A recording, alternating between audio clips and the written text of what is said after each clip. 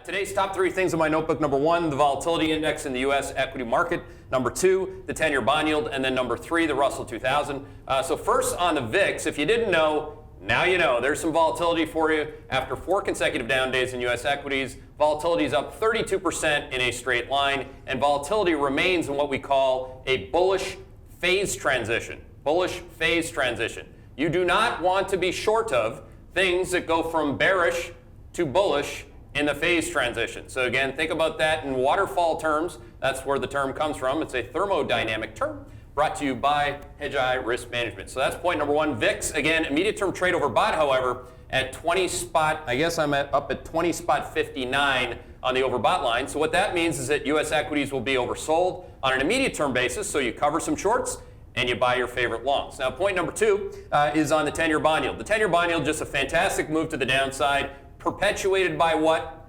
Growth slowing globally and deflation. Now, a lot of people said, well, the U.S. is in its own echo chamber until they got the December data, which was a bit of a wet Kleenex on that thesis. So again, as you recall, if you're paying attention to markets last week, what started this really sell-off in U.S. equities or in U.S. equity momentum chasing was indeed the data. The ISM number slowed. The PMI number slowed. So again, now what is the employment number going to do at the end of the week? If it slows, what you're going to get is a pretty whippy week in a bond yield term, I guess is what I'd call it that. So again, we love bonds, you know that. We're the contra, I guess the contra stream indicator in terms of people loving stocks versus bonds. I mean, that's just been wrong because bonds have had A, lower volatility, and B, higher absolute returns, not only all of last year on the long bond, but for the year to date.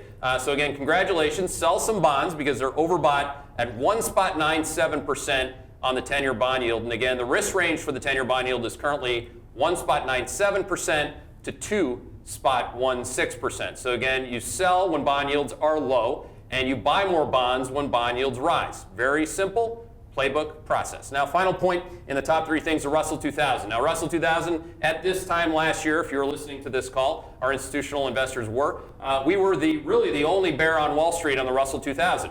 I am not anymore because I don't have to be. So on the pullback, you cover the Russell, take it off the sheets. It's no longer in the Hedgeye top macro ideas book. We're going to go through that on the macro theme call, which we have for the first quarter. That will be on Thursday. So again, immediate term trade oversold for the Russell. That would be point number one. Point number two is the VIX being overbought, which I already said. And point number three is that everybody in the hedge fund community is short the Russell. So again, after the Russell goes down 15% from July to October, hedge funds shorted at the lows. Now they're shorted right here. And I have no interest being part of their playbook. So those are your top three things.